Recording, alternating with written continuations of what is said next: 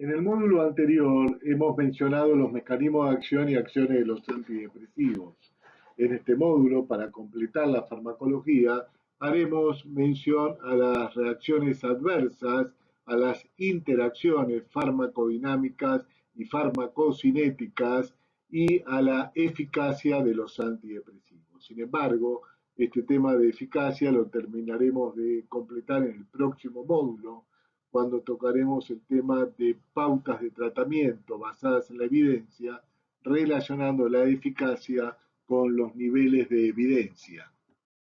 En el último tratado de psicofarmacología de Jaber y Nemerov, la quinta edición del año 2017, estos autores refieren que entre los factores que se deben tener en cuenta para la elección de un antidepresivo, los primeros que debemos considerar son las reacciones adversas y las interacciones medicamentosas. Las reacciones adversas se pueden clasificar de diferentes formas, generalmente se agrupan por sistemas, considerando su frecuencia y gravedad. Las reacciones adversas más graves se ubican dentro de las precauciones y advertencias, y estas son las que no podemos dejar de saber en relación con la medicación que estamos utilizando y sobre la cual nos vamos a explayar en este módulo. También es muy importante conocer los efectos adversos más frecuentes que pueden producir la medicación y cómo estos se pueden evitar. Las interacciones medicamentosas pueden ser farmacocinéticas o farmacodinámicas. Algunas de las interacciones farmacodinámicas forman parte de las precauciones y advertencias, como veremos a continuación. También es importante considerar los niveles de evidencia y grado de recomendación, como veremos en el próximo módulo. En la actualidad se discute la eficacia comparativa de los antidepresivos, sin embargo, metaanálisis recientes, muy bien diseñados, muestran que determinados antidepresivos tienen una eficacia superior a otros, como veremos al finalizar este módulo.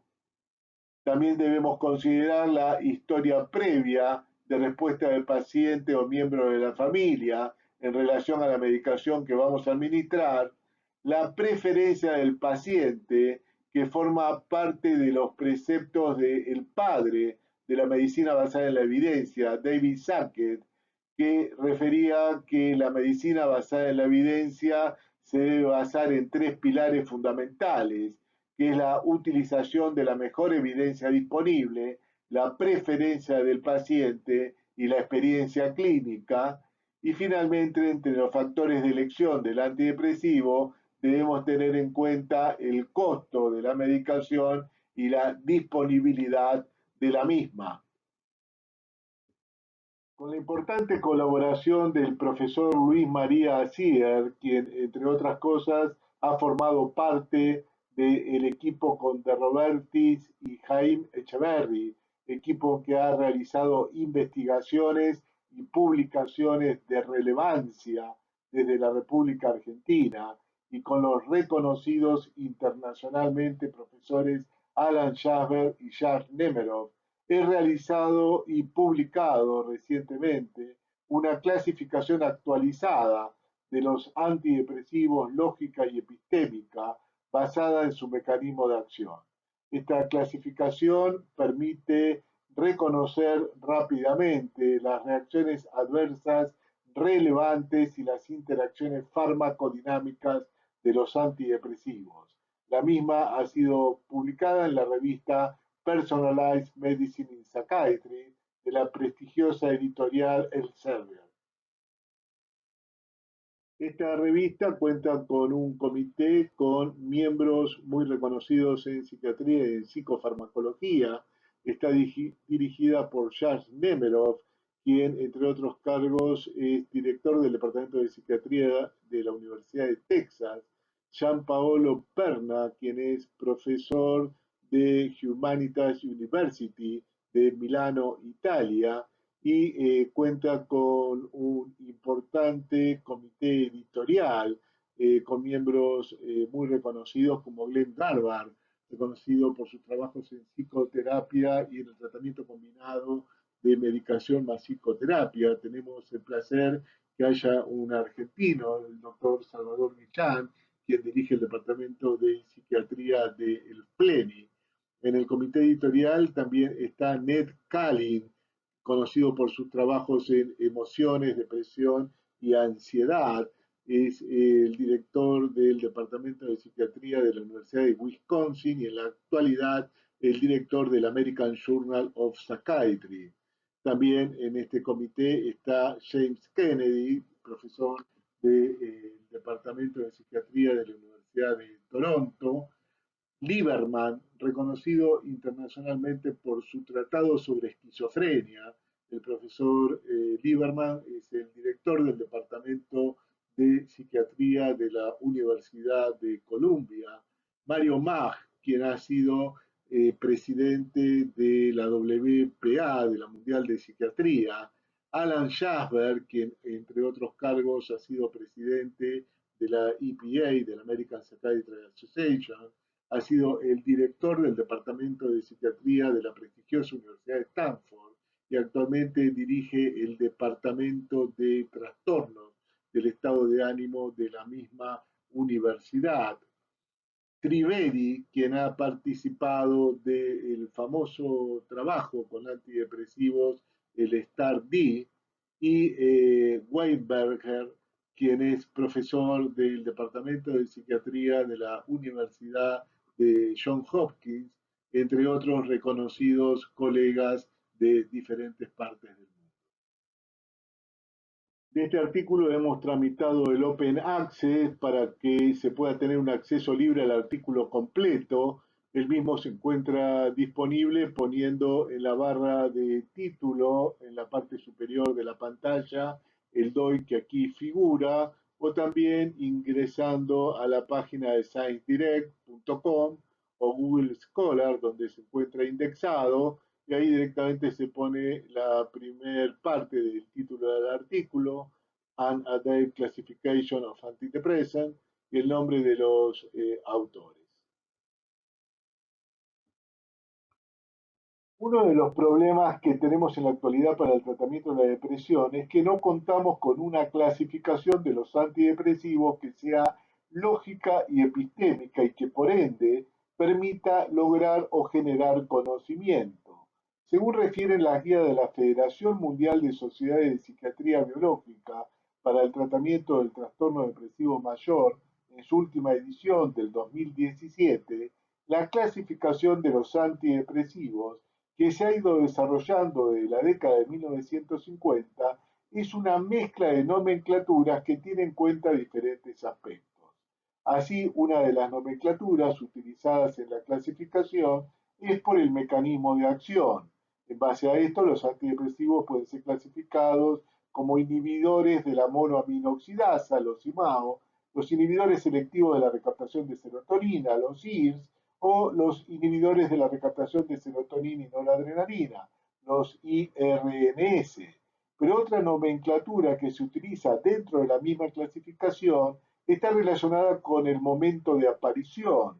Entonces podemos hablar de viejos antidepresivos o nuevos antidepresivos. Otra nomenclatura es en base a las generaciones. Así hablamos de antidepresivos de segunda generación o antidepresivos de tercera generación. También se utiliza dentro de las nomenclaturas aquella relacionada con la estructura química. Entonces hablamos de los antidepresivos tricíclicos o antidepresivos tetracíclicos. Y cuando ya no alcanza ninguna de estas nomenclaturas, hablamos de otros antidepresivos.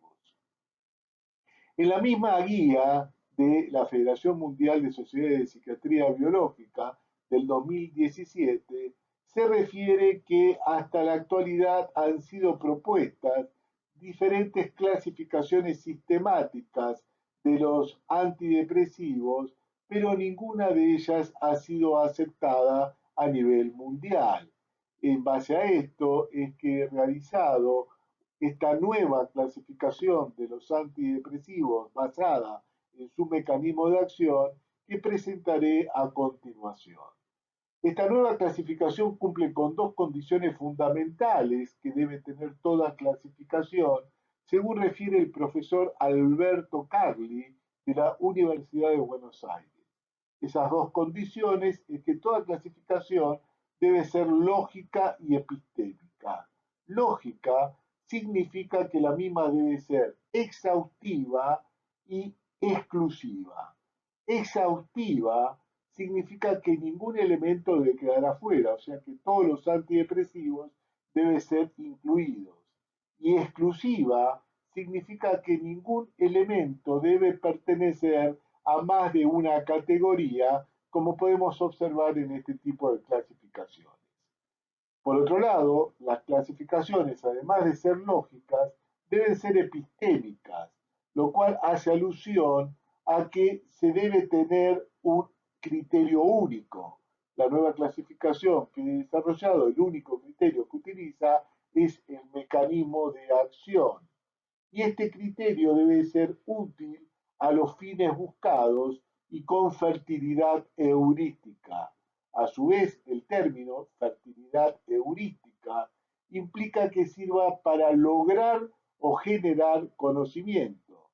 La nueva clasificación que he desarrollado permite relacionar rápidamente cada antidepresivo con reacciones adversas e interacciones farmacodinámicas de relevancia.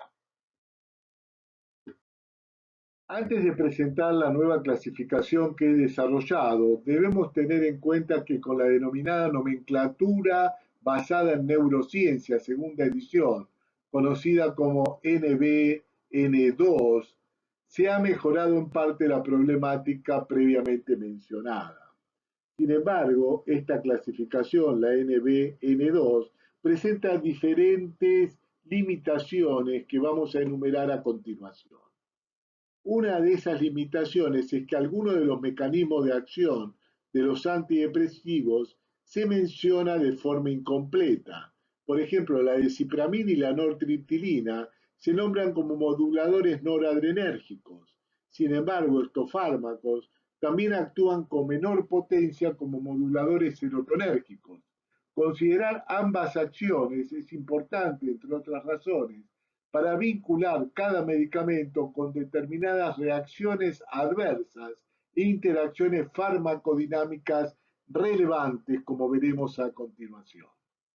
Otra limitación es que ciertos antidepresivos multimodales no están incluidos en esta clase, o sea, no se incluyen como multimodales. Con el conocimiento actual, los medicamentos con acción en más de un target molecular de diferente clase relacionado con el efecto antidepresivo, como por ejemplo transportadores, receptores o enzimas, deben incluirse como multimodales. Pero quizás la limitación más importante que presenta la NBN2 es que en general las advertencias y precauciones, que son las reacciones adversas más graves y que están resaltadas por la FDA en un recuadro o con negrita al comienzo de la información completa para prescribir, no se consideran. Finalmente, otra limitación es que al igual que el resto de las clasificaciones actuales, no proporciona la fertilidad heurística que es esencial para lograr o generar conocimiento.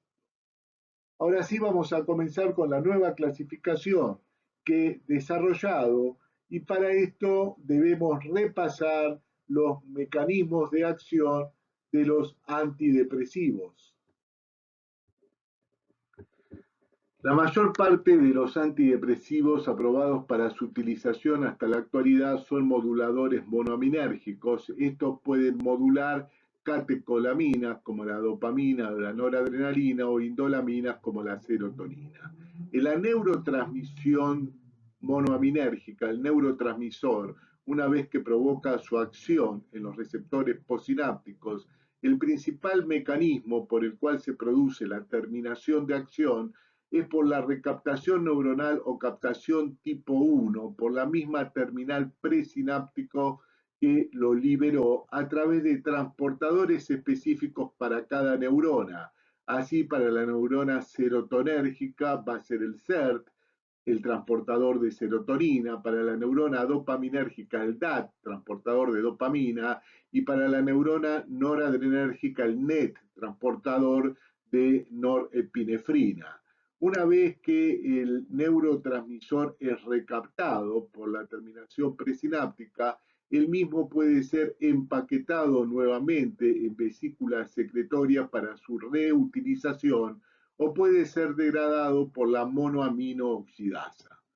Una vez que el neurotransmisor es liberado, esta liberación puede ser modulada por autorreceptores de la terminal presináptica, como el receptor alfa-2 presináptico que inhibe la liberación o el receptor beta presináptico que estimula la liberación. Los principales mecanismos de acción presinápticos que utilizan los antidepresivos monoaminérgicos son la inhibición de los transportadores, la inhibición de la monoaminooxidasa o la inhibición del receptor alfa-2 presináptico. A través de estos mecanismos provocan un aumento del neurotransmisor en el espacio intersináptico de forma sostenida. Este aumento va a provocar una activación sostenida y un down regulation, o sea, una modulación hacia abajo de autorreceptores inhibitorios que inhiben la liberación por la terminación presináptica.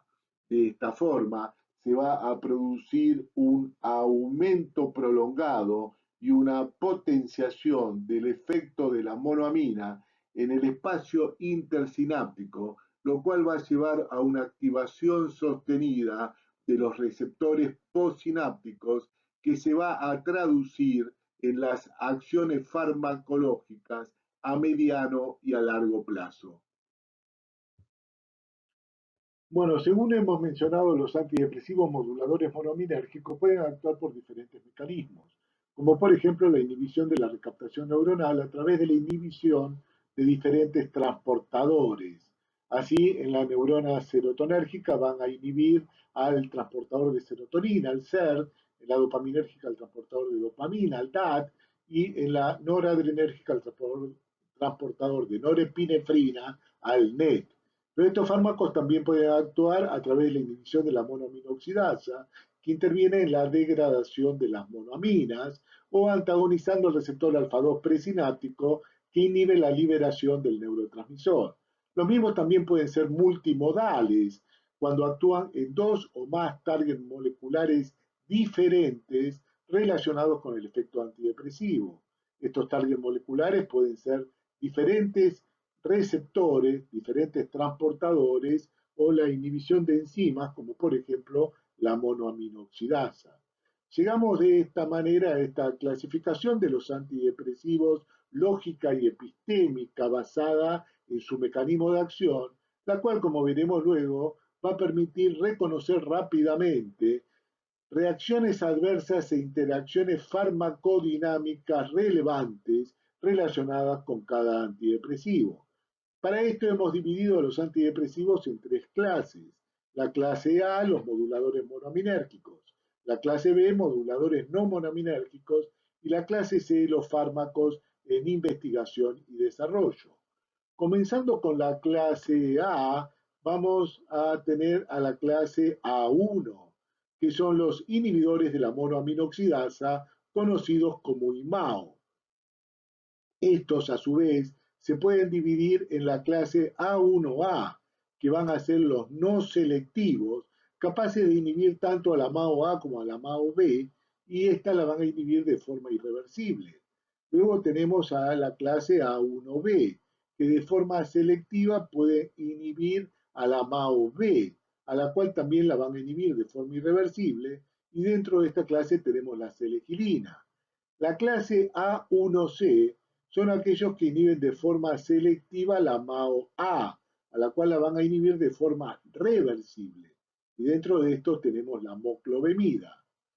En forma general, estos fármacos son de tercera línea de recomendación debido a sus importantes interacciones con otros fármacos y con determinados alimentos y a que producen graves efectos adversos.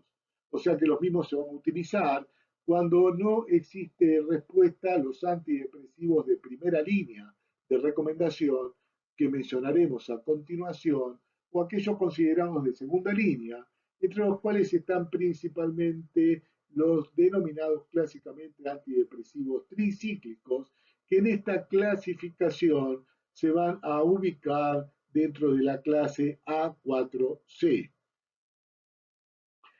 La selegilina es de segunda línea de recomendación y la moclobemida hay que tener en cuenta que si bien presenta trabajos en depresión, hasta la actualidad no ha sido aprobada por la FDA como antidepresivo. Estos fármacos entonces son capaces de inhibir tanto la MAO-A, que interviene en la degradación de la serotonina noradrenalina, además de intervenir en la degradación de la adrenalina, y a la MAO-B, que va a intervenir en la degradación de la dopamina. Son por lo tanto moduladores noradrenérgicos y serotonérgicos, principalmente los inhibidores de la MAO-A, y moduladores dopaminérgicos, principalmente los inhibidores de la MAO-B. Vamos a pasar ahora a la clase A2, que son los inhibidores de la recaptación neuronal. Y dentro de estos tenemos los inhibidores de la recaptación neuronal relativamente selectivos, que van a ser la clase A2A. Se denominan relativamente selectivos porque si bien estos fármacos son capaces de unirse con alta afinidad a un determinado transportador, si se aumenta la dosis pierden esa selectividad y se pueden unir a otro transportador. Dentro de estos tenemos a la clase A2A1, que son aquellos que van a inhibir al SERT, al transportador de serotonina. Pero sin embargo, debemos tener en cuenta que también existen inhibidores de la recaptación neuronal relativamente selectivos para el transportador de dopamina y para el transportador de noradrenalina, que no se colocan en esta clasificación debido a que en la actualidad no están en uso. Entonces, dentro de la clase A2A1 tenemos los fármacos que inhiben al SER, al transportador de serotonina, y estos son los conocidos inhibidores selectivos de la recaptación de serotonina, como la fluoxetina, sertralina, paroxetina, citalopram, escitalopram y la fluoxamina. Todos ellos son fármacos de primera línea de recomendación, salvo la fluvoxamina, que si bien presenta trabajos en depresión, hasta la actualidad no ha sido aprobada por la FDA. Como mencionamos, estos fármacos son relativamente selectivos. Por ejemplo, si se aumenta la dosis de la paroxetina, esta puede inhibir al NET, al transportador de norepinefrina. En cambio, si se aumenta la dosis de la sertralina, esta puede inhibir al DAT, al transportador de dopamina. Dentro de la clase A2B tenemos fármacos que son capaces de inhibir al SERT, al transportador de serotonina, y al NET, al transportador de norepinefrina. Tenemos así los inhibidores de la recaptación de serotonina y noradrenalina, conocidos como IRSN. Dentro de estos, la venlafaxina, desvenlafaxina y duloxetina también son fármacos de primera línea de recomendación. El milnacipran, si bien presenta trabajos en depresión, hasta la actualidad no ha sido aprobado por la FDA como antidepresivo. Y el levomilnacipran, que no se encuentra en nuestro país, no se considera de primera línea de recomendación, ya que no tiene trabajos comparativos con otros antidepresivos. Dentro de la línea A2C tenemos un fármaco capaz de inhibir al transportador de noradrenalina, el NET, y al transportador de dopamina, el DAT. Tenemos así un inhibidor de la recaptación de noradrenalina y dopamina. Este fármaco es el bupropión, también considerado como fármaco de primera línea de recomendación. El mecanismo exacto por el cual actúa el bupropión no es conocido, pero se sabe que tanto sus acciones farmacológicas como su efecto antidepresivo están mediatizados por mecanismos noradrenérgicos y dopaminérgicos. En la clase A3 tenemos un fármaco que actúa como antagonista de los receptores alfa-2 presinápticos, y este es el fármaco denominado antidepresivo noradrenérgico y serotonérgico específico, NASA por sus siglas en inglés. Este fármaco es la mirtazapina, también considerado como primera línea de recomendación. Recordamos que el receptor alfa-2 presináptico se encuentra en la neurona noradrenérgica, siendo capaz de inhibir la liberación del neurotransmisor, pero este también es un heteroreceptor capaz de expresarse en la neurona serotonérgica y de esta manera también modular la liberación de serotonina. Llegamos finalmente a los fármacos multimodales, la clase A4.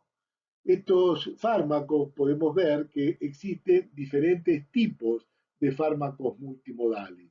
Sin embargo, el único que es recomendado como primera línea de recomendación es la vortioxetina, debido a que la misma ha demostrado una alta eficacia y una muy buena tolerancia. Además, el fármaco presenta un alto nivel de evidencia. Estos fármacos multimodales se pueden dividir en tres clases. La clase A4A son los multimodales serotonérgicos que modulan principalmente el sistema serotonérgico.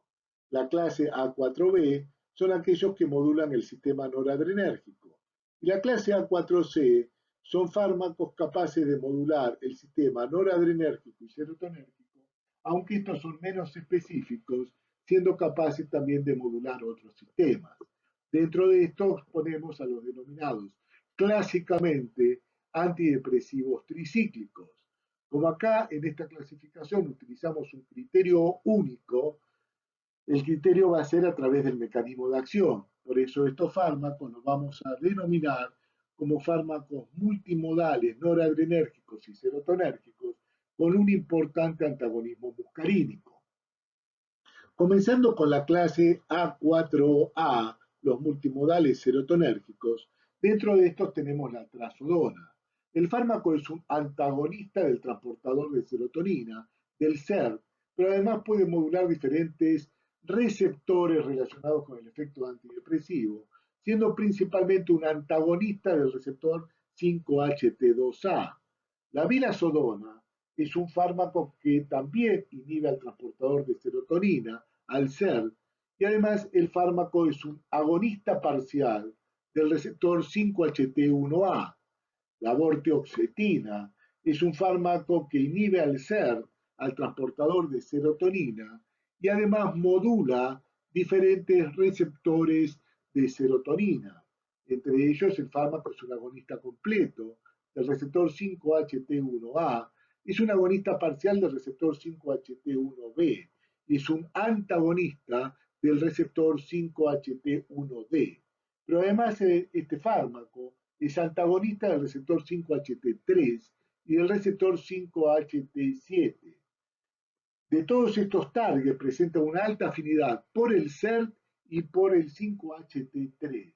El antagonismo del receptor 5-HT3 en las interneuronas GABAérgicas provoca una inhibición de estas interneuronas con un aumento de la liberación de glutamato, lo cual está relacionado con las propiedades procognitivas que tiene este fármaco y con su utilidad con un alto nivel de evidencia en los pacientes con trastorno depresivo mayor que presentan disfunción cognitiva.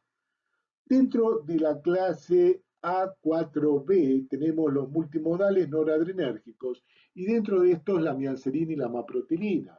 Ambos fármacos inhiben al NET, al transportador de norepinefrina, pero además la mianserina es capaz de inhibir al receptor alfa-2 presináptico relacionado con el efecto antidepresivo y la maprotilina es capaz de modular diferentes receptores, entre otros es un antagonista del receptor 5-HT2.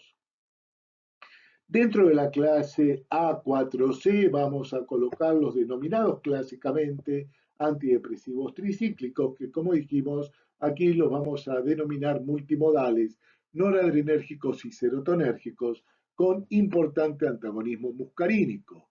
Estos fármacos son capaces de inhibir tanto al transportador de serotonina, al SER, como al transportador de noradrenalina, al NET, pero con diferente potencia. Los denominados aminas terciarias, como la imipramina, clorimipramina y amitriptilina, son más potentes inhibidores del SERT, pero si se aumenta la dosis son también capaces de inhibir al transportador de noradrenalina, al NET.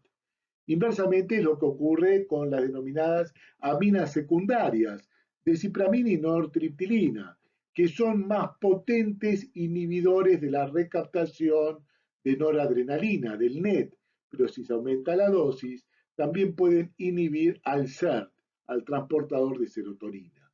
Además de actuar inhibiendo transportadores, estos fármacos también modulan receptores que pueden estar relacionados con el efecto antidepresivo. En el módulo anterior hemos visto que entre las nuevas líneas de investigación figura el antagonismo muscarínico relacionado con un aumento del efecto antidepresivo. Los fármacos que principalmente provocan antagonismo muscarínico son las aminas terciarias, como la imipramina, clorimipramina y amitriptilina. Recordamos que este bloqueo muscarínico también se relaciona con importantes y graves efectos adversos. Estos fármacos también pueden antagonizar al receptor 5-HT2 con una alta afinidad, como es el caso de la clorimipramina y amitriptilina. Y también muchos de ellos pueden antagonizar al receptor alfa-2 presináptico. Vamos a pasar ahora a la clase B, y dentro de estos tenemos los moduladores no monoaminérgicos, como por ejemplo un fármaco que actúa como agonista de los receptores a melatonina, MT1 y MT2, como principal mecanismo de acción. Este fármaco es la agomelatina, la cual también provoca un antagonismo del receptor 5-HT2.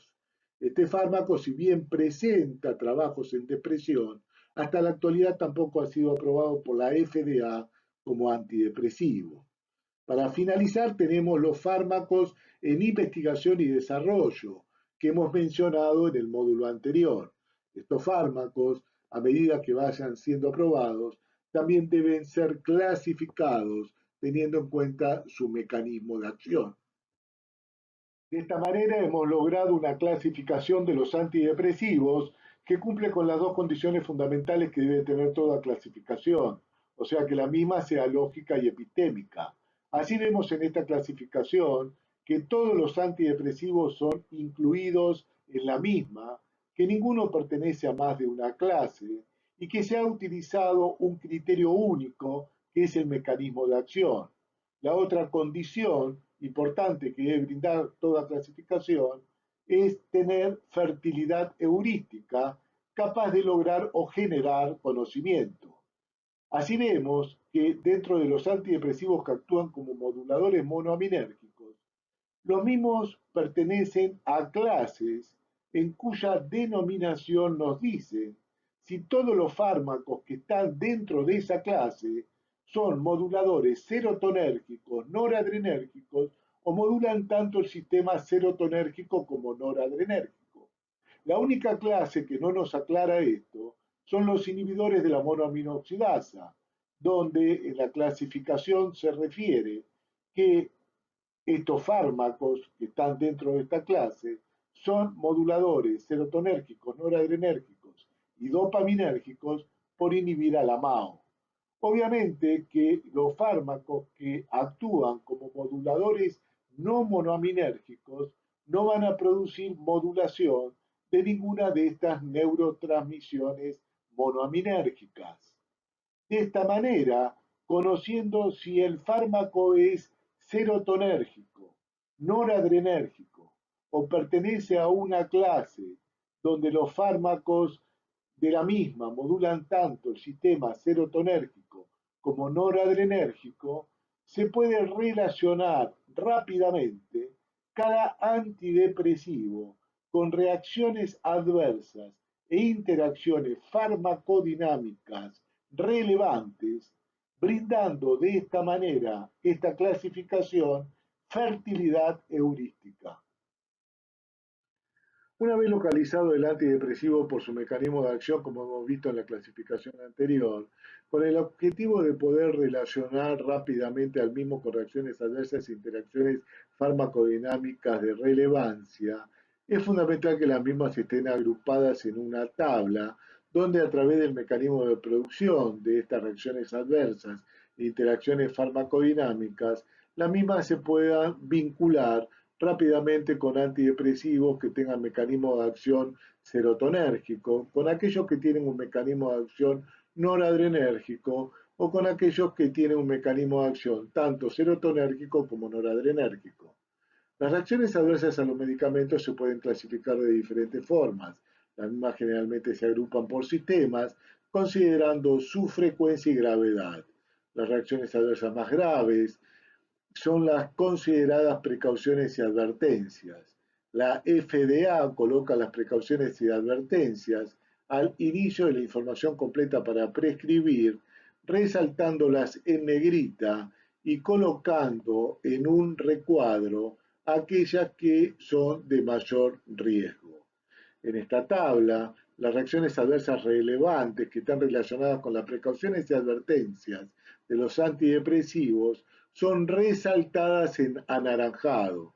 También resaltamos en anaranjado una interacción farmacodinámica de riesgo, que es el síndrome serotonérgico, el cual también forma parte de las precauciones y advertencias de los antidepresivos que lo provocan. A continuación, vamos a describir las reacciones adversas e interacciones que figuran en esta tabla. Comenzando con los antidepresivos serotonérgicos, debemos mencionar que los trastornos sexuales forman parte de los efectos adversos más frecuentes que estos provocan. Los mismos se producen por la acción de la serotonina sobre el receptor 5-HT2, por lo tanto puede ser contrarrestado por aquellos antidepresivos serotonérgicos que provoquen mecanismos capaces de contrarrestar este mecanismo de producción, como por ejemplo ocurre con la mirtazapina de la clase A3, la cual es un antagonista de los receptores 5-HT2. Algo similar ocurre con los fármacos multimodales serotonérgicos de la clase A4A, los cuales a través del agonismo del receptor 5-HT1A pueden contrarrestar este efecto adverso. Recordamos que la vortioxetina es un agonista completo de este receptor, mientras que la vilazodona es un agonista parcial. Este efecto adverso tampoco lo van a provocar aquellos antidepresivos que no son moduladores serotonérgicos, como es el caso del bupropión de la clase A2C, el cual es un modulador noradrenérgico y dopaminérgico, y tampoco lo va a provocar la agomelatina, el cual es un modulador no monoaminérgico y que además bloquea el receptor 5-HT2. La disminución de la densidad ósea y las fracturas patológicas es un efecto adverso que se ha relacionado con los antidepresivos serotonérgicos, pero estos hechos también pueden ocurrir en la depresión. O sea que tanto la depresión como el uso de antidepresivos serotonérgicos pueden provocar disminución de la densidad ósea y fractura patológica, hecho que es más frecuente en las personas de tercera edad. Por eso en estos casos es de buena práctica solicitar una densitometría. El riesgo de sangrado forma parte de las precauciones y advertencias de los antidepresivos serotonérgicos. El mismo se produce por una disminución de la captación de serotonina por la plaqueta, ya que en dicho mecanismo interviene el SER, el transportador de serotonina, el cual va a ser inhibido por los antidepresivos. Recordamos que las plaquetas, cuando son activadas, provocan una secreción del contenido de sus gránulos al plasma, entre los cuales liberan serotonina, la cual va a provocar una activación de plaquetas vecinas. Es por eso que la disminución de la captación de serotonina por las plaquetas provoca una disminución de la activación y de la agregación plaquetaria. Este efecto adverso se puede potenciar cuando, conjuntamente con antidepresivos serotonérgicos, se combinan fármacos que intervienen en la hemostasis, como por ejemplo antiinflamatorios no esteroideos, warfarina o otro tipo de anticoagulantes. En caso que el paciente vaya a ser sometido a una cirugía con alto riesgo de sangrado, es de buena práctica conversar con el cirujano si hace falta, suspender el antidepresivo. En ese caso, el fármaco se debe interrumpir entre 7 y 10 días antes de la cirugía. La hiponatremia es otra precaución y advertencia relacionada con los antidepresivos serotonérgicos. Este es un efecto adverso que se provoca por un síndrome de secreción inadecuada de hormona antidiurética y es más frecuente en los pacientes con hipovolemia, como por ejemplo en aquellos pacientes que utilizan diuréticos, en los pacientes que tienen diarrea, teniendo en cuenta que a su vez muchos antidepresivos pueden provocar diarrea que a su vez empeoran la hiponatremia. Y también es más frecuente en los pacientes de tercera edad. Es por eso que cuando solicitamos los estudios completos de laboratorio, que siempre debemos tener presente antes de la administración de un psicofármaco, es de buena práctica, si vamos a usar antidepresivos serotonérgicos, solicitar un ionograma y evaluar los niveles de sodio. El síndrome de discontinuación forma parte también de las precauciones y advertencias de los antidepresivos serotonérgicos. Este efecto adverso se produce por la discontinuación brusca del antidepresivo y es más frecuente con aquellos que tienen una vida media corta, como paroxetina y venlafaxina, y menos frecuente con los que tienen una vida media prolongada, como por ejemplo la vortioxetina y la fluoxetina. Para que el mismo no se provoque el antidepresivo, se debe retirar de forma lenta y gradual en un periodo que no sea inferior a los 10 días. Las cruces que observamos en la tabla marcan la frecuencia de las reacciones adversas. La midriasis y el aumento de la presión intraocular forma parte de las precauciones y advertencias de los antidepresivos noradrenérgicos, la cual se produce por un aumento del efecto simpático mimético con un aumento del tono noradrenérgico, lo cual va a producir midriasis y un aumento del humor acuoso. Es por eso que entre las precauciones y advertencias de los antidepresivos noradrenérgicos va a figurar el riesgo de aumento de presión intraocular y de glaucoma de ángulo estrecho. Este efecto adverso va a ser mayor con los antidepresivos de la clase A4C. La clase A4C son los denominados clásicamente antidepresivos tricíclicos, los cuales, como ya mencionamos, provocan un bloqueo muscarínico que puede aumentar este efecto adverso. La literatura vigente es contradictoria con el hecho si la activación de receptores serotonérgicos pueden aumentar la presión intraocular. Con los fármacos de la clase A4A, los antidepresivos multimodales serotonérgicos, principalmente con la vortioxetina y con la vilazodona, se informa entre las precauciones y advertencias el glaucoma de ángulo cerrado. Esto es porque se ha observado que en personas que tienen un ángulo anatómicamente estrecho no tratado y a los cuales se les administró antidepresivo, aumenta este riesgo. Sin embargo, con la literatura más reciente, se reporta que el uso de antidepresivos serotonérgicos, como por ejemplo los inhibidores selectivos de la recaptación de serotonina, no aumentan el riesgo de glaucoma de ángulo abierto ni de glaucoma de ángulo cerrado primario. Sin embargo, siempre se debe tener precaución con las poblaciones de alto riesgo, como son aquellas personas que tienen un ángulo anatómicamente estrecho no tratado, los que tienen una alta carga familiar de glaucoma y las personas de tercera edad.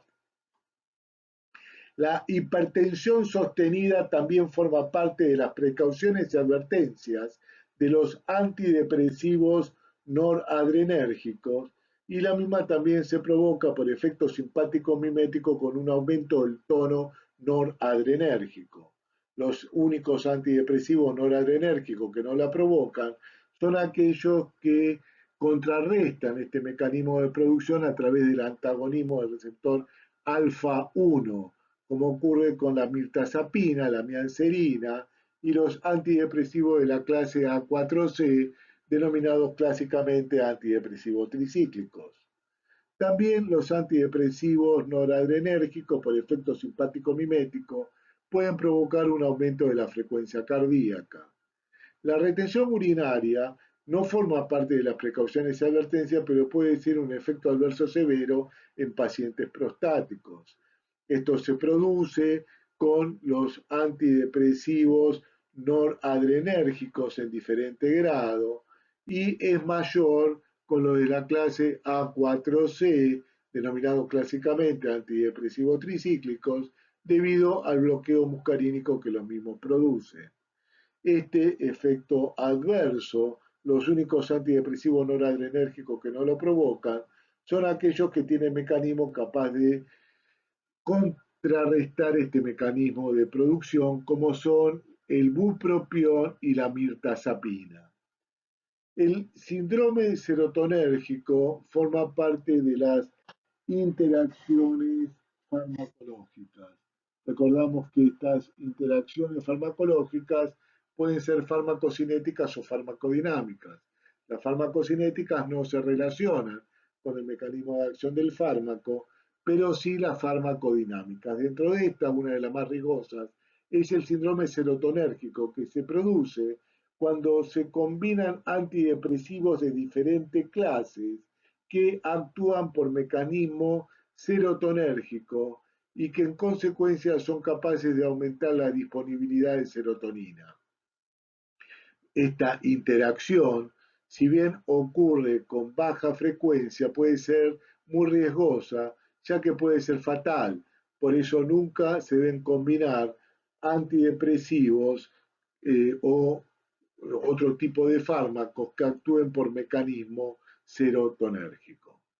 Los antidepresivos, que provocan tanto mecanismo serotonérgico como noradrenérgico, son capaces de provocar tanto aquellas reacciones adversas que se relacionan con los antidepresivos serotonérgicos como las que se relacionan con los antidepresivos noradrenérgicos.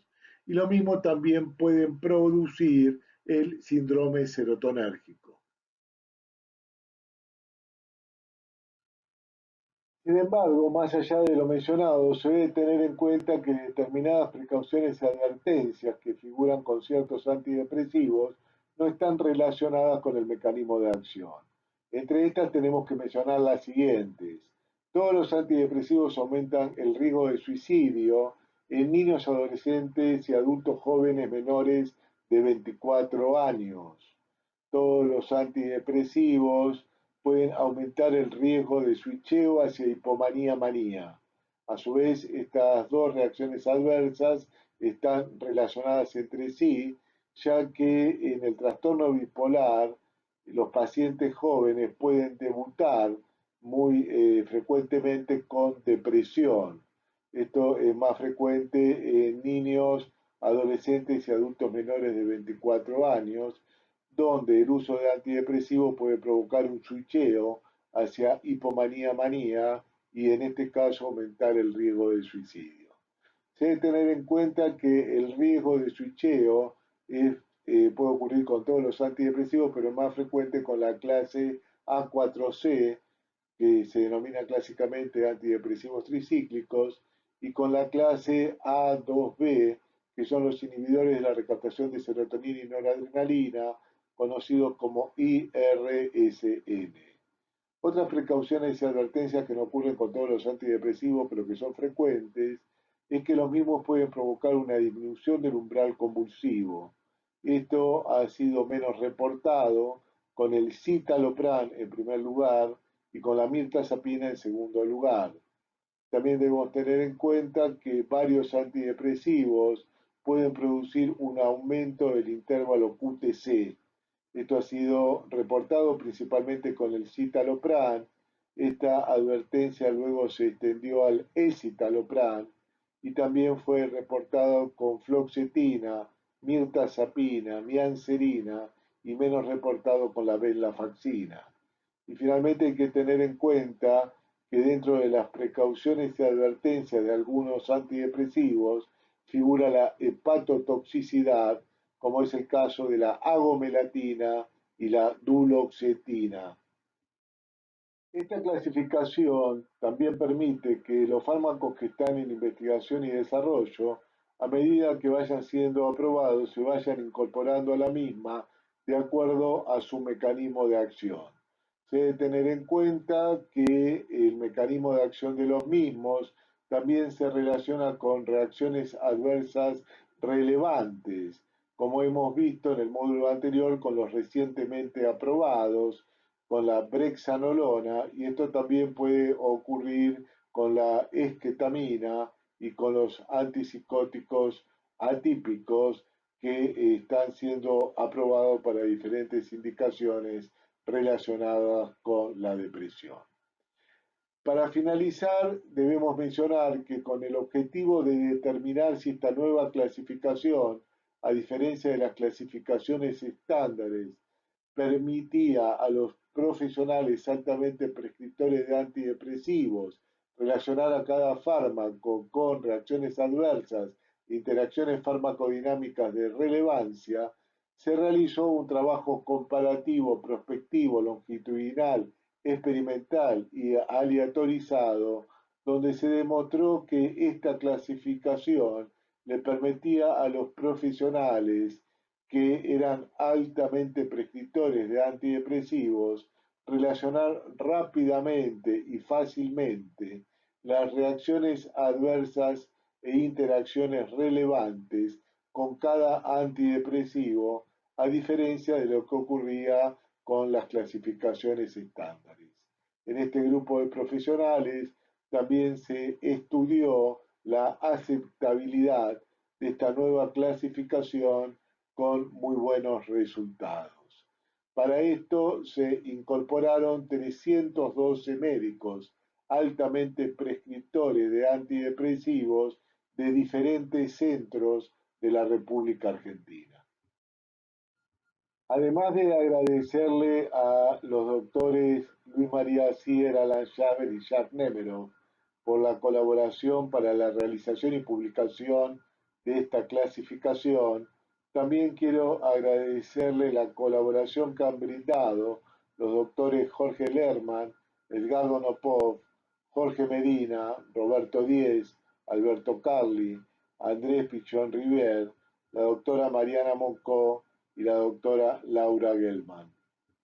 Bueno, ya para ir finalizando con los diferentes factores que se deben considerar en la elección de un antidepresivo, además de las reacciones adversas que mencionamos previamente y de la interacción farmacodinámica del síndrome serotonérgico, también debemos tener en cuenta las interacciones farmacocinéticas y en este caso considerar que muchos antidepresivos pueden interferir con el citocromo P450, que es el principal sistema de metabolismo del organismo. Dentro de este sistema, las dos enzimas que más intervienen en el metabolismo del fármaco son la CYP3A4 y la CYP2D6. En realidad, la CYP3A4 metaboliza más fármacos que la CYP2D6 que está en segundo lugar.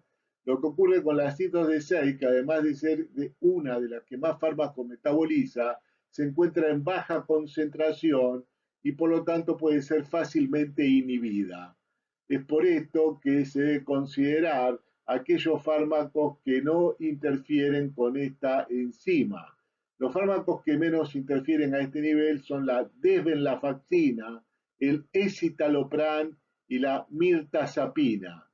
La agomelatina, si bien tiene poca interferencia con las enzimas del citocromo P450, solamente interfiere de forma importante con la CYP1A2, Este fármaco es muy complicado de combinar, ya que, como dijimos, provoca hepatotoxicidad y la combinación con cualquier otro fármaco que potencie esa hepatotoxicidad puede ser sumamente riesgosa.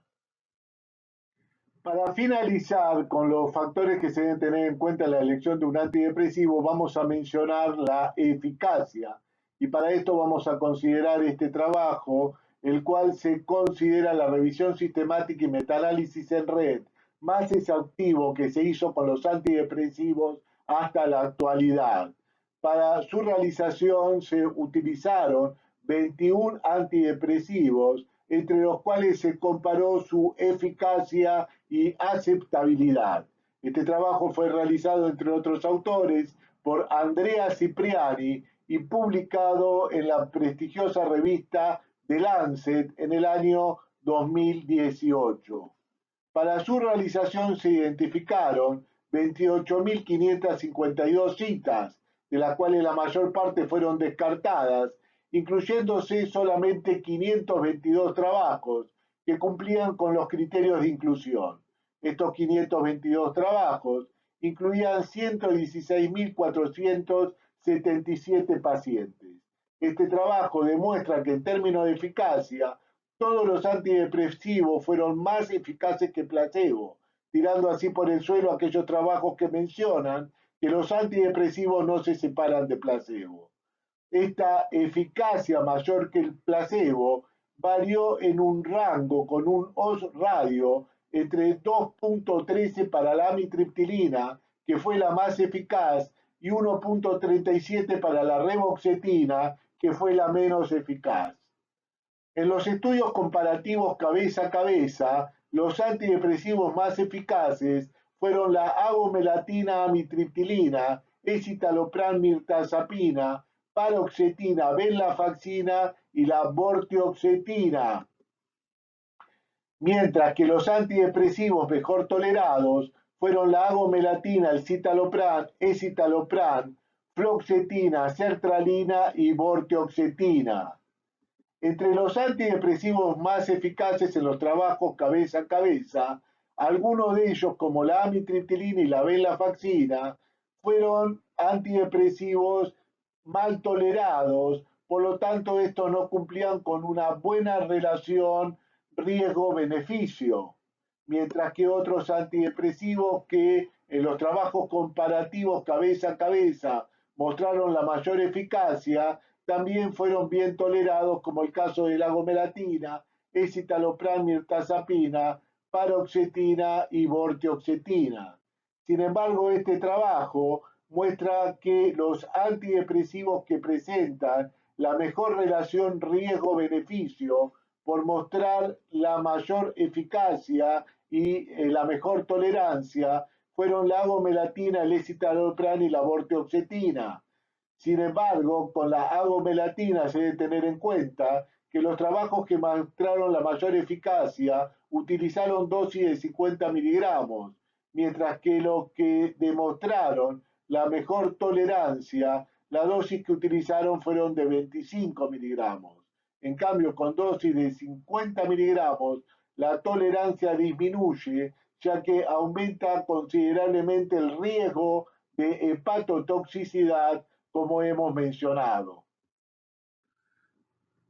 Bueno, vamos a comenzar ahora con la segunda parte de este módulo, que es el proceso diagnóstico en los trastornos depresivos, a cargo del doctor Armando Polichela. Buen día, quiero agradecer la invitación para participar de este curso al profesor Albano, a la doctora Moncó y al laboratorio Lundbeck. Voy a intentar en estos minutos hacer algunas puntuaciones sobre las cuestiones que por ahí consideramos que son más importantes en relación a eso que llamamos el proceso diagnóstico de los estados depresivos. Sin diagnóstico correcto no hay tratamiento eficaz.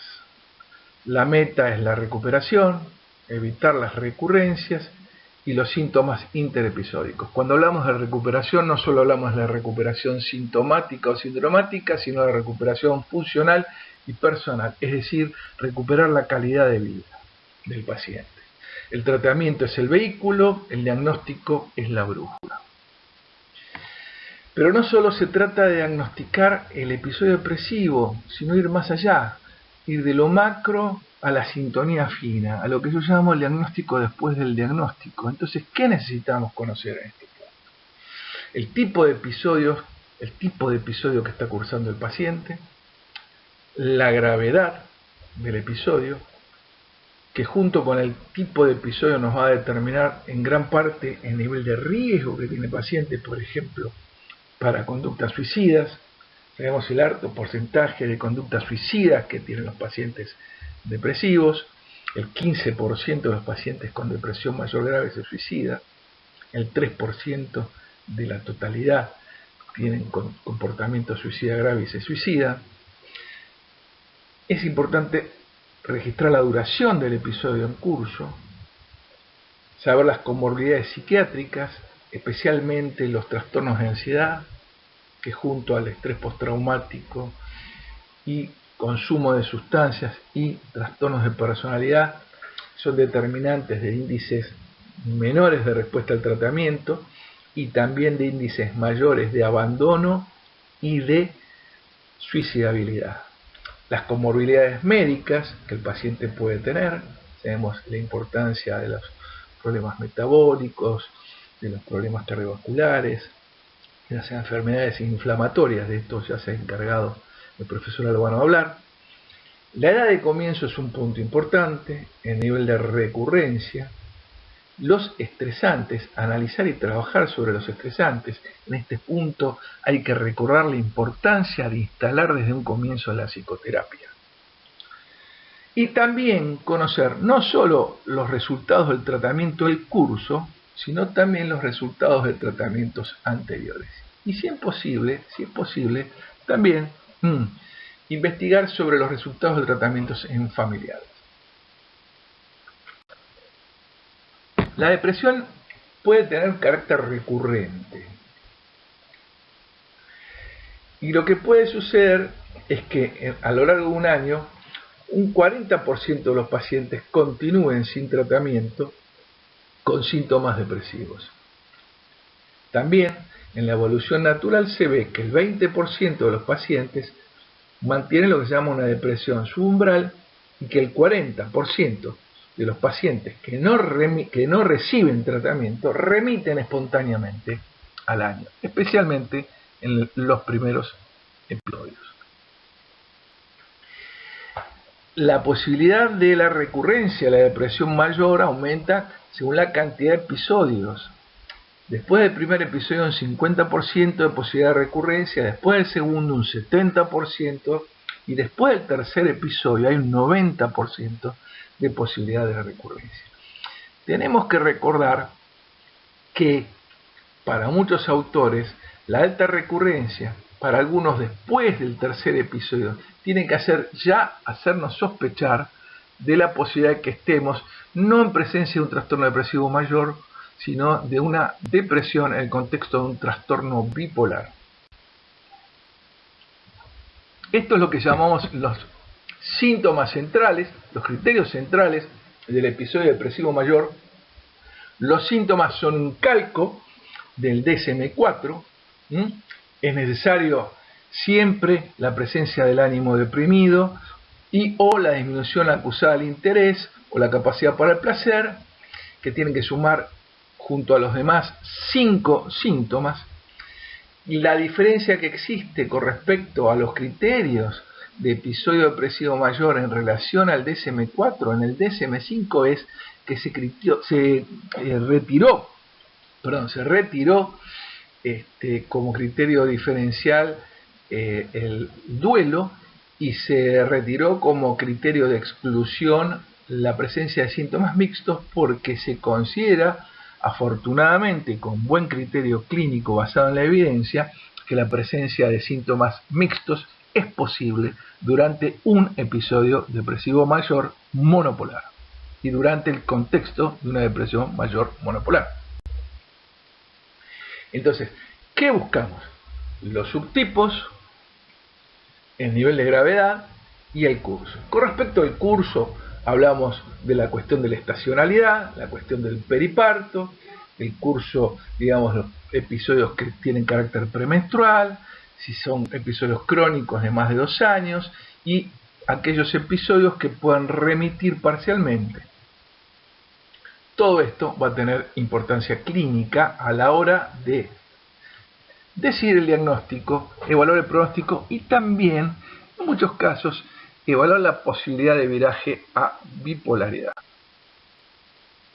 Cuando terminamos la gravedad del episodio, lo hacemos en parte para evaluar, como decíamos, el riesgo, para la elección del tratamiento, y para esto podemos tener en cuenta diferentes instrumentos. Por ejemplo, digamos, durante la entrevista, que tiene que ser una entrevista semi-estructurada, donde nosotros vamos a buscar todos estos elementos de los cuales estamos hablando, podemos utilizar también las escalas para determinar el nivel de gravedad y también para medir, por ejemplo, el nivel de síntomas que tiene el paciente y después determinar si está teniendo respuesta o no.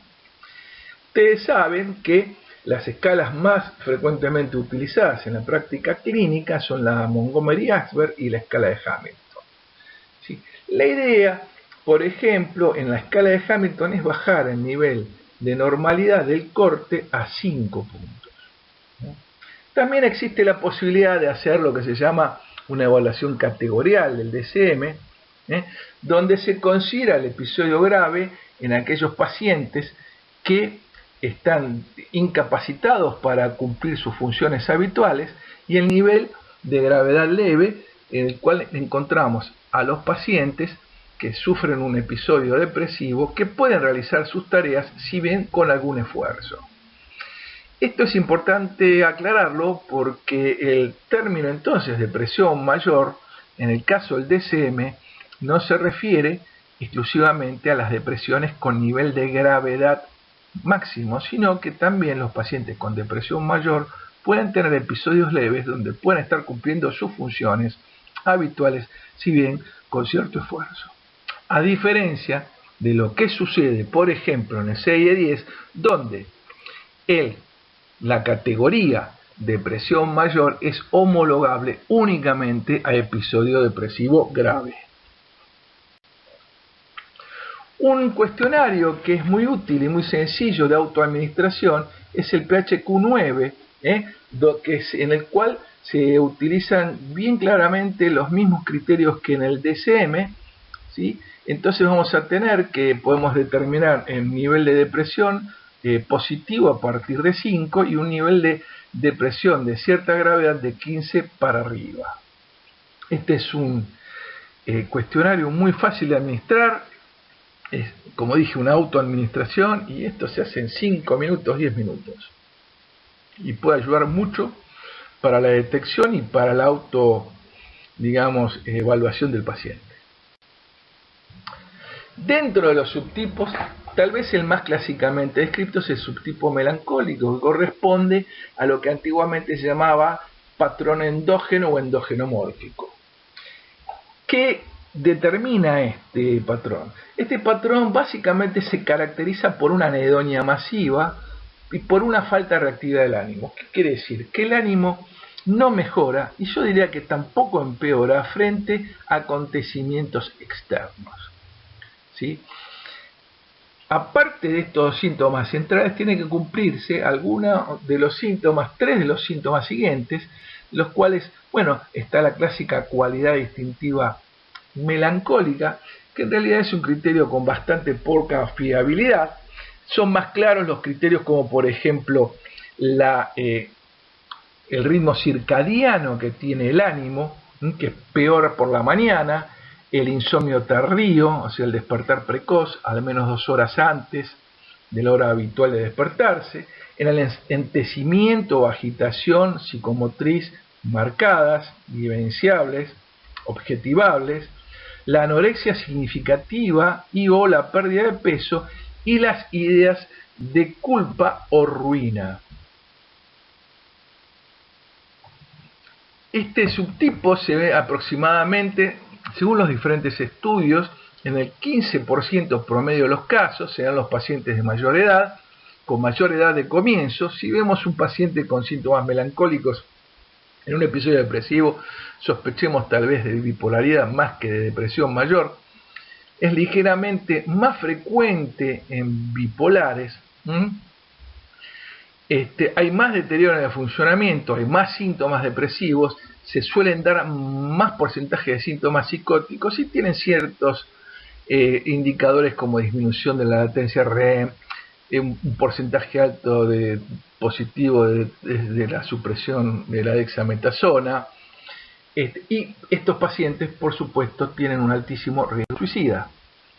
El patrón atípico podríamos considerar el patrón inverso al patrón melancólico. A diferencia del melancólico, estos pacientes pueden mejorar su ánimo frente a la presencia de eventos positivos, y a diferencia de los melancólicos tienen lo que se llaman síntomas neurovegetativos inversos, que yo diría que son los más importantes característicos de este subtipo, que es el aumento de peso o del apetito significativos, la hipersomnia, esto es el aumento de la necesidad de dormir, la somnolencia diurna, no secundarios a insomnio nocturno, un patrón de larga duración de sensibilidad a rechazo, que en realidad es un patrón que se considera de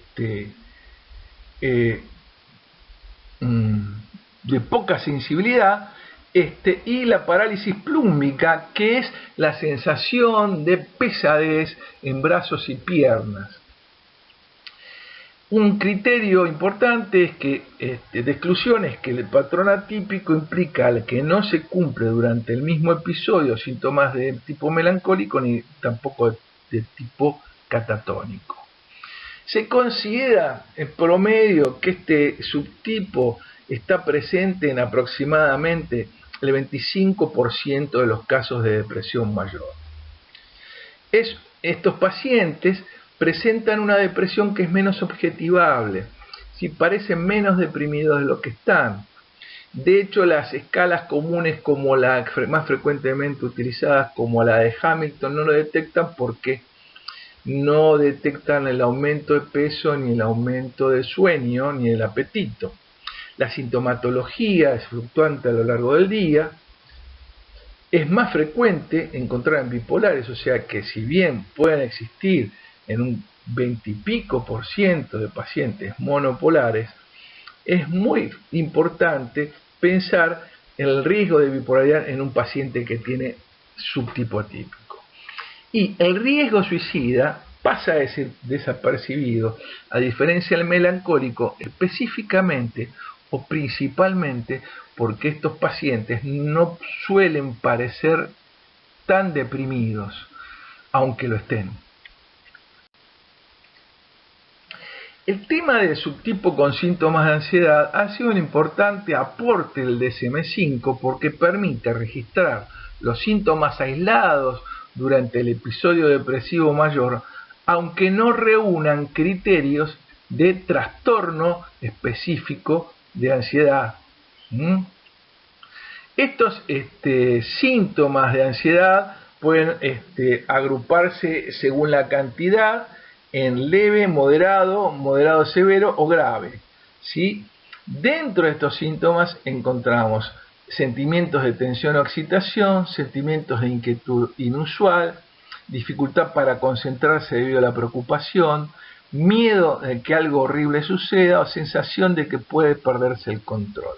Si ustedes se fijan, los tres inferiores claramente están remitidos a cogniciones ansiosas, o sea, lo que sería un síndrome verdaderamente ansioso, pero los dos primeros, sentimientos de tensión, excitación, sentimientos de inquietud inusual, pueden solaparse con síntomas de tipo mixto.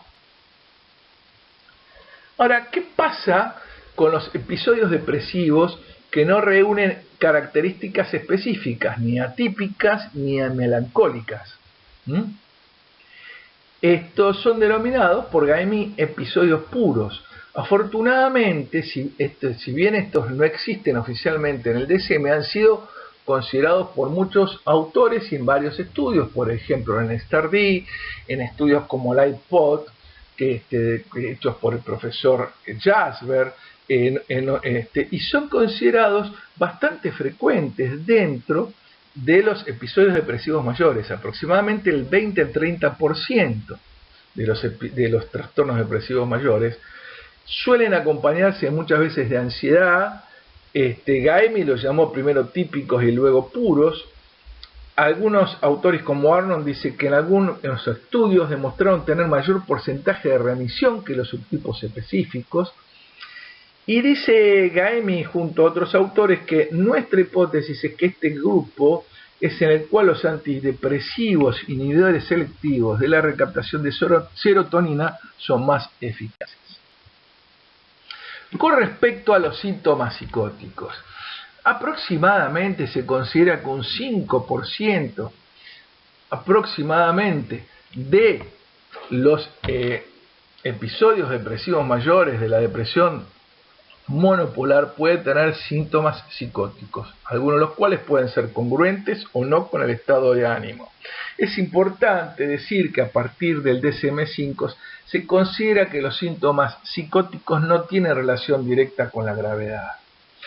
Los pacientes con depresión mayor tienen más conciencia de síntomas, o sea que pueden muchas veces tener conciencia de que están teniendo alucinaciones o ideas psicóticas y ocultarlas. Esto es importante poder detectarlo porque está muy vinculado al riesgo suicida, ¿sí? Pueden haber síntomas también, como dicen Peralta y Cuesta, de tipo esquizofreniforme, como por ejemplo vivencias de influencia, comentarios de los actos, sensación de robo de pensamiento. Este gráfico es para mostrarles a ustedes el poco porcentaje en realidad de depresiones con síntomas psicóticos dentro del contexto de la depresión mayor. Y esto es para mostrarles porcentaje de alucinaciones que presentan en relación a otros cuadros afectivos y la esquizofrenia. 5%, 6% en la depresión unipolar versus 10,5% en los pacientes depresivos bipolares, 11,2% en los maníacos y casi el 23% en los bipolares mixtos. Con respecto a los síntomas mixtos, es importante recordar que en el diagnóstico de los trastornos de estado de ánimo es complejo y que los episodios puros son poco frecuentes. Entonces uno tiene que preguntarse cuántos síntomas de hipomanía o manía hay dentro de un episodio depresivo y cuántos síntomas de depresión tiene una manía o una hipomanía. No tener en cuenta estas preguntas puede llevar a tratamientos inadecuados. En el DSM-4 se consideraba la presencia de síntomas mixtos de manera muy restrictiva. Se tenía que cumplir los criterios de episodio maníaco más los criterios depresivos mayor. Afortunadamente, y con criterio clínico, el DSM-5 considera que los síntomas mixtos, ahora llamados características mixtas, son la presencia, por ejemplo, en el caso de la depresión mayor con síntomas mixtos, de un episodio depresivo mayor con 3 síntomas de tipo hipomaníaco o maníaco durante el episodio. Aquí tenemos la descripción de lo que es la depresión mayor con síntomas mixtos. O sea que la depresión con síntomas mixtos a partir del DSM-5 se considera oficialmente posible dentro de un trastorno depresivo mayor. Con respecto a las comorbilidades, es muy importante considerar las comorbilidades por las razones anteriormente mencionadas y como veíamos, el consumo de sustancias es muy frecuente, lo mismo que los trastornos de ansiedad. Estas son las comorbilidades más importantes. Este es el último estudio que se hizo, el último estudio que hay, el más reciente, en relación a comorbilidades, tomando en cuenta criterios del DSM-5, donde vemos altos porcentajes de comorbilidad con trastornos de ansiedad, donde el trastorno de pánico es uno de los más frecuentes, después del trastorno de ansiedad generalizada, y también es muy importante el estrés postraumático. Tenemos que decir que el estrés postraumático hoy en día es considerado una de las principales causas de falta de respuesta en muchos de los trastornos depresivos mayores.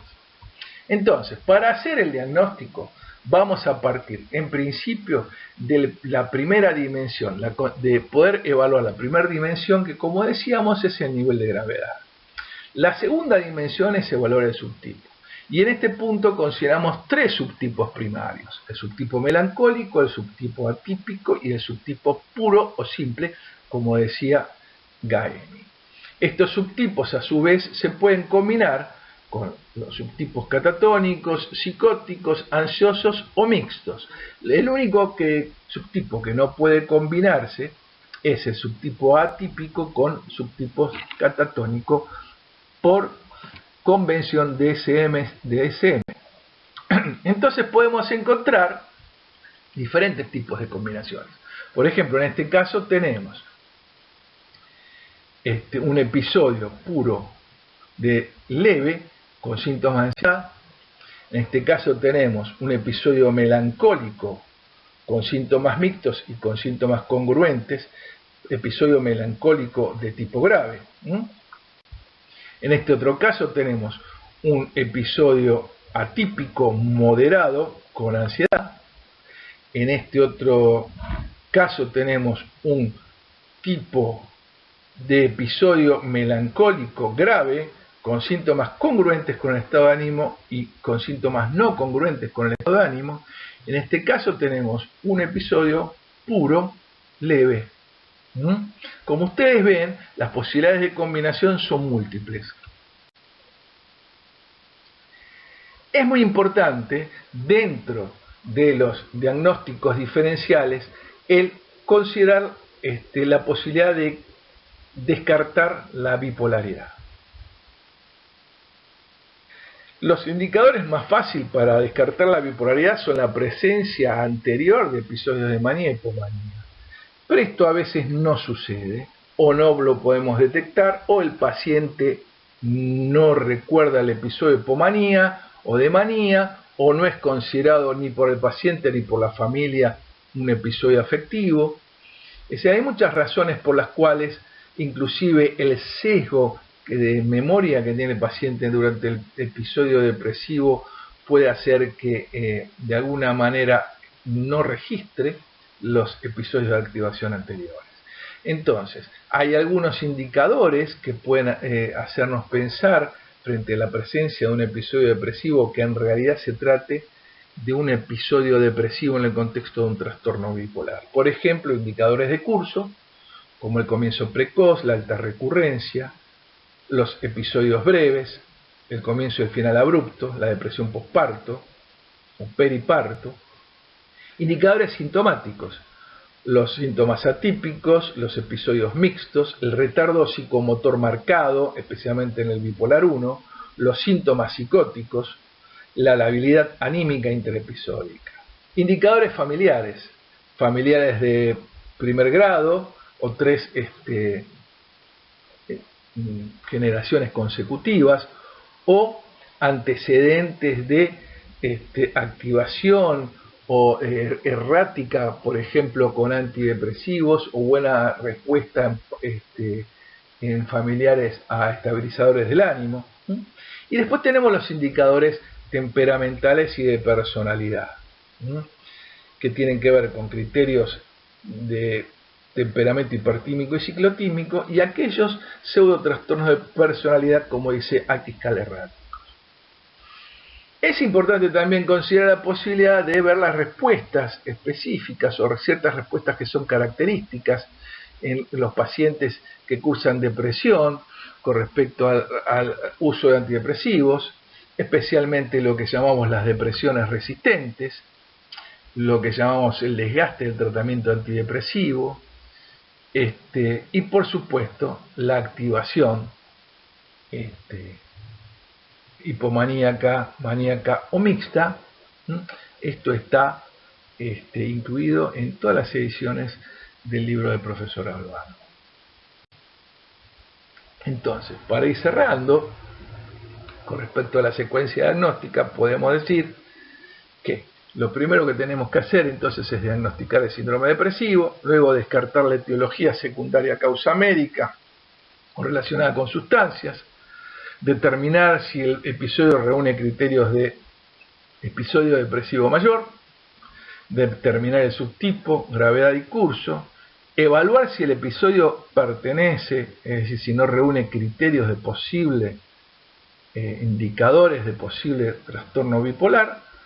Si se descarta esto, recién entonces consideramos la depresión como un trastorno depresivo mayor de tipo monopolar. Con esto que estoy diciendo, que es importantísimo pensar que antes hay que diagnosticar una depresión mayor monopolar, hay que descartar sustancias, enfermedad médica y trastorno bipolar.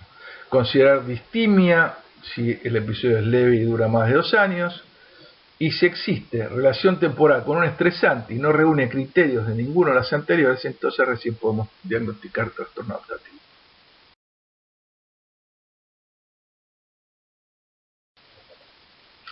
Con respecto a los comportamientos suicidas, vamos a mencionar brevemente que hay 3 dimensiones que podemos considerar que aumentan el riesgo suicida en cuanto a los síntomas: la dimensión depresiva, la dimensión psicótica y la dimensión de activación. La dimensión depresiva, en la cual encontramos desesperanza, marcada ideación suicida, anedonia severa. La psicótica, donde encontramos principalmente las ideas delirantes o paranoides de castigo, las alucinaciones acuciantes o de comando, la perplejidad. Y en la dimensión de la activación encontramos la disforia, los ataques de pánico, la ansiedad severa, la agitación, el insomnio global y la impulsividad. Dentro de los factores de riesgo crónico del suicidio encontramos los antecedentes de intento de suicidio, la ideación suicida persistente, la desesperanza, la insatisfacción con la vida, pocas razones para vivir, historia de impulsividad y violencia, historia de ciclado rápido, historia de estados mixtos y las comorbilidades con sustancias y eje 2. Los antecedentes familiares de suicidio, el abuso infantil, la pérdida de relaciones importantes por orden de trabajo, el rechazo de ayuda, la falta de adherencia al tratamiento, la enfermedad crónica y el dolor y la presencia de armas o medios letales en la casa. Dentro de los factores de riesgo agudo encontramos los episodios depresivos, especialmente los mixtos y los maníacos mixtos, el ciclado rápido, la ansiedad severa, los ataques de pánico, el abuso del alcohol reciente, inclusive en bajas cantidades, la excitación psicomotriz con ataques de ira, el insomnio global, la anedonia severa, la psicosis aguda con alucinaciones de comando. Es importante que dentro de los factores de riesgo agudo de suicidio considerar la externación reciente del paciente y la internación reciente. Obviamente el intento de suicidio reciente y reciente o inminente pérdida personal, duelo, pérdida de pareja. Esta es una escala utilizada para la evaluación de riesgo suicida, que es la escala de Sergio Pérez Barrero, citada por el doctor Spector en el último libro del doctor Albano. Se considera que más de 18 es un riesgo grave. Es interesante y rápida de hacer. Esta otra escala es la escala de Patterson, donde también hay un nivel de gravedad que se determina según la cantidad de puntos que podemos encontrar. Hasta 2 no hay riesgo, 3 a 4 riesgo bajo, 5 a 6 riesgo medio, 7 a 10 riesgo alto. También citada por el doctor Spector en su capítulo en el último libro del doctor Albano. Bueno, entonces para ir terminando. Bueno, para finalizar, es fundamental la elaboración detallada de la historia clínica, como vimos, a través de una entrevista semiestructurada, con la utilización de escalas, y también acá viene bien recordar que es importante la participación de la familia en el proceso diagnóstico y para el seguimiento del paciente. Este es un dato fundamental. Entre otros factores, la especificación del subtipo, gravedad y curso es fundamental para determinar si es biomonopolar, decidir el tratamiento, evaluar el pronóstico y el riesgo. No solo la suicidabilidad, sino también la comorbilidad médica y el riesgo cognitivo, que, como sabemos, en el caso de muchas depresiones altamente recurrentes es alto. Muchas gracias.